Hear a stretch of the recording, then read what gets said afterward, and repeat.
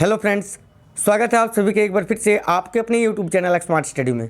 तो साथियों, ये जो क्लास है एक टेस्ट की तरह आप लगाइए। 50 विज्ञान के महत्वपूर्ण क्वेश्चन है और 50 में से अगर 35 सही करते हैं आप तो आपकी तैयारी बहुत ही अच्छी है। एक टेस्ट की तरह आपको इस क्लास को लगाना है, एक भी क्वेश्चन को स्किप मत करना और जितना आपका करेक्ट बनेगा वो आप हमें कमेंट करके बताना कि सर मेरा इतना क्वेश्चन करेक्ट बना है, और बिल्कुल सही सही बताओगे। ये चैलेंज है आप सभी को, टेस्ट को पूरा करो। 50 में से कितने क्वेश्चन आप कर पा रहे हो।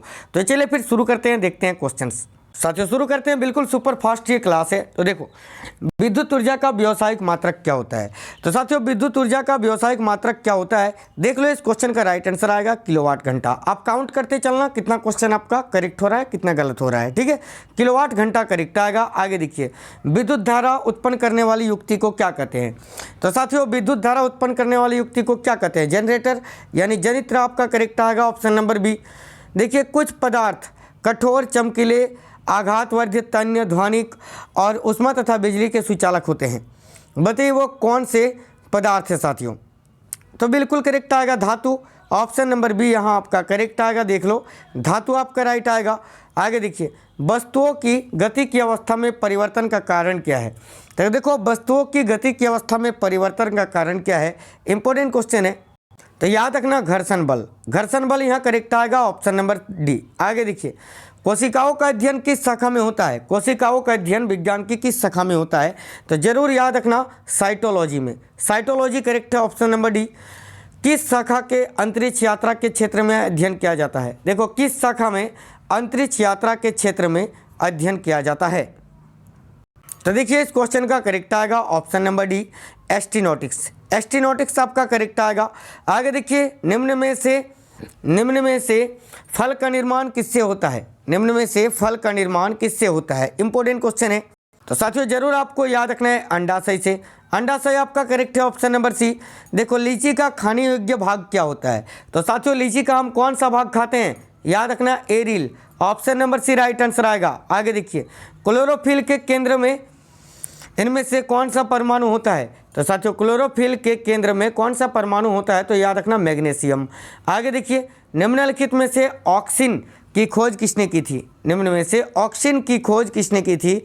तो ध्यान देना, ऑक्सीजन एक पादप वृद्धि हार्मोन है और इसकी खोज चार्ल्स डार्विन ने की थी 1880 में, याद रखना। आगे देखो, पादप हार्मोन जिब्रेलिन्स की खोज किसने की थी। तो साथियों, पादप हार्मोन जिब्रेलिन्स की खोज की थी कुरोसावा ने। तो यह कुरोसावा आपका करेक्ट आएगा, ऑप्शन नंबर सी, कुरोसावा ने। आगे देखिए, एक ही गुणसूत्र पर स्थित जीनों में एक साथ वंशागत होने की प्रवृत्ति पाई जाती है, जिसे क्या कहते हैं। तो साथियों देखना, इस क्वेश्चन का करेक्ट आंसर आ जाएगा सहलग्नता। सहलग्नता आपका करेक्ट आएगा। आगे देखिए, गुणसूत्र का नामकरण किसने दिया था। गुणसूत्र का नामकरण किसने दिया था। तो साथियों देखिए, गुणसूत्र का नामकरण किसने दिया था, तो जरूर याद रखना है आपको। यहाँ देख लो, करेक्ट आंसर आएगा डब्ल्यू वाल्डियर ने। डब्ल्यू वाल्डियर आपका करेक्ट आ गया, ऑप्शन नंबर बी, सभी याद रखिए। आगे देखो, गुणसूत्रों के बाहर जिन यदि कोशिका द्रव के कोशिकांगों में होती है तो उसे क्या कहते हैं। तो साथियों देखना, गुणसूत्रों के बाहर जिन यदि कोशिका द्रव के कोशिकांगों में होती है तो उसे क्या कहते हैं, इंपॉर्टेंट क्वेश्चन। तो याद रखना सभी साथी, प्लाज्मा जीन। प्लाज्मा जीन यहाँ करेक्ट आ गया, ऑप्शन नंबर सी। देखिए, 1956 में एस बेंजर ने जीन की आधुनिक विचारधारा दी। इसके अनुसार जीन के कार्य की इकाई क्या है। तो देखिए, इस क्वेश्चन का करेक्ट आंसर क्या आ जाएगा, याद रखिए सभी साथी, सिस्टोन। सिस्टोन आपका करेक्ट आएगा, ऑप्शन नंबर सी। आगे देखिए, डीएनए पॉलीमेरेज नामक एंजाइम की खोज किसने करी थी। डीएनए पॉलीमेरेज नामक एंजाइम की खोज। तो साथियों, ये भी क्वेश्चन काफ़ी इंपॉर्टेंट है, याद रखना आर्थर कॉनवर्ग ने। ऑप्शन नंबर ए करेक्ट आएगा। जिराफ की गर्दन का लंबा होना किस सिद्धांत को व्यक्त करता है। तो साथियों देखिए, इस क्वेश्चन का करेक्ट आंसर आएगा लेमार्कवाद को। लेमार्कवाद करेक्ट आएगा। देखो, विभिन्न प्रकार के पेड़ पौधों तथा उनके क्रियाकलापों के अध्ययन को क्या कहते हैं। तो साथियों देखना, इस क्वेश्चन का करेक्ट आंसर आएगा वनस्पति विज्ञान, ऑप्शन नंबर सी राइट है। देखिए, जिन जीवाणु में आरएनए आनुवांशिक पदार्थ होता है उसे क्या कहते हैं। तो साथियों याद रखना, उसको कहते हैं रेट्रो विषाणु, ऑप्शन नंबर सी करेक्ट आएगा। जिन जीवाणु में आरएनए आनुवांशिक पदार्थ होता है उसे क्या कहते हैं, तो रेट्रो विषाणु। आगे देखिए, नारियल व खजूर किस कुल के पौधे हैं। तो साथियों, नारियल व खजूर किस कुल के पौधे हैं, तो पालमी कुल के। पालमी यहाँ करेक्ट आएगा, ऑप्शन नंबर सी, पालमी कुल के। आगे देखिए, क्वेश्चन नंबर 21, माइटोकॉन्ड्रिया की खोज किसने की थी? देखिए तो माइटोकॉन्ड्रिया की खोज किसने की थी? तो अल्टमैन ने। अल्टमैन आपका करेक्ट आएगा ऑप्शन नंबर बी। माइटोकॉन्ड्रिया को कोशिका का शक्तिगिरी कहा जाता है साथियों, कोशिका का पावर हाउस, और इसकी खोज अल्टमैन ने की थी। आगे देखिए, चिंपांजी में कितने जोड़े गुणसूत्र पाए जाते हैं? तो साथियों देखो, चिंपांजी में कितने जोड़े गुणसूत्र पाए जाते हैं? तो 24 जोड़े। 24 जोड़े यानी 24 दूनी 28, याद रखना। आगे देखिए, मेंडल ने एक संक्रिया क्रॉस के लिए किस लक्षण वाले पौधों के बीच क्रॉस कराया था? तो याद रखना, लंबे एवं बोने पौधों के बीच में। आगे देखिए, युगलिना क्या है? युगलिना क्या है? तो साथियों देखना है युगलिना क्या है। याद रखिए, इंपॉर्टेंट क्वेश्चन है। तो युगलिना एक कोशिकीय जीव है। ऑप्शन नंबर सी करेक्ट आ गया यहाँ। आगे देखिए, अगली क्वेश्चन, द्विनाम पद्धति के अनुसार प्रत्येक जीवधारी का नाम किस भाषा के 2 शब्दों से मिलकर बना है? तो याद रखना, लैटिन भाषा के 2 शब्दों से मिलकर। ठीक है। आगे देखिए, कोशिका सिद्धांत का प्रतिपादन किसने किया था? तो साथियों कोशिका सिद्धांत का प्रतिपादन स्लाइडेन और सान ने किया था। आगे देखिए, प्रोकैरियोटिक कोशिका में कोशिका भित्ति किससे बनी होती है? तो साथियों प्रोकैरियोटिक कोशिका में कोशिका भित्ति किसकी बनी होती है? तो जरूर आपको याद रखना है, देखो इंपॉर्टेंट क्वेश्चन है, याद आपको रखना है सेल्यूलोज की। सेल्यूलोज बता रहे हो, ऑप्शन नंबर बी यहाँ करेक्ट आएगा। माफ करना यार, प्रोकैरियोटिक कोशिका में, ठीक है, प्रोकैरियोटिक कोशिका में कोशिका भित्ति किसकी बनी होती है? तो बिल्कुल आप सभी साथी याद रखना, सेल्यूलोज ही यहाँ आपका करेक्ट आएगा, ऑप्शन नंबर बी। ठीक है, वहाँ टाइपिंग मिस्टेक है थोड़ा। क्वेश्चन नंबर 28, सिलिकोसिस रोग एक किस प्रकार का रोग है? तो साथियों सिलिकोसिस रोग जो है ये फेफड़ों को प्रभावित करने वाला एक बीमारी है। सिलिकोसिस रोग फेफड़ों को प्रभावित करता है। आगे देखिए, बेलीबीज क्या होते हैं? देखो बेलीबीज क्या होते हैं, इंपॉर्टेंट क्वेश्चन है। तो याद रखना, बेलीबीज क्या होते हैं? तो कंगारू से मिलते जुलते ऑस्ट्रेलिया के धनी प्राणी है ना। बेलीबीज क्या होते हैं? तो साथियों कंगारुओं से मिलते जुलते ऑस्ट्रेलिया के एक धनी प्राणी होते हैं, याद रखना। आगे देखिए, चिकनगुनिया बुखार उत्पन्न करने वाले विषाणु का प्राथमिक वाहक क्या होता है? तो चिकनगुनिया बुखार उत्पन्न करने वाले विषाणु का प्राथमिक वाहक होता है एजिड एजिप्टाई। ठीक है, एडिज एजिप्टाई करेक्ट आ गया। आगे देखिए, निम्न में से किसे जीन थेरेपी का पिता कहा जाता है? निम्न में से किसे जीन थेरेपी का पिता कहा जाता है? तो जरूर सभी साथी याद रखिए, देखो इस क्वेश्चन का करेक्ट आंसर अब क्या आ जाएगा यहाँ? तो याद रखना, विलियम एफ एंडरसन को। ठीक है। आगे देखिए, चॉकलेट सेहत के लिए खराब होती है क्योंकि उसमें उच्च मात्रा में क्या होता है? तो देखिए चॉकलेट सेहत के लिए खराब होता है, उसमें उच्च मात्रा में निकेल होता है साथियों। आगे देखिए, जीरोप्थेल्मिया आहार में किसकी कमी से होता है? तो देखो जीरोप्थेल्मिया आहार में विटामिन ए की कमी से होता है, ऑप्शन नंबर सी करेक्ट आएगा। फल पकाने की क्रिया को कैसे तेज किया जा सकता है? तो साथियों फल पकाने की क्रिया को कैसे तेज किया जा सकता है? तो आसपास के इथाइलिन सांद्रण को बढ़ाकर। आगे देखिए, निम्न में से मुर्गी की कौन सी नस्ल है जो दुनिया में सबसे अधिक अंडे देने वाली है? तो याद रखना, श्वेत leghorn, option number B correct आएगा।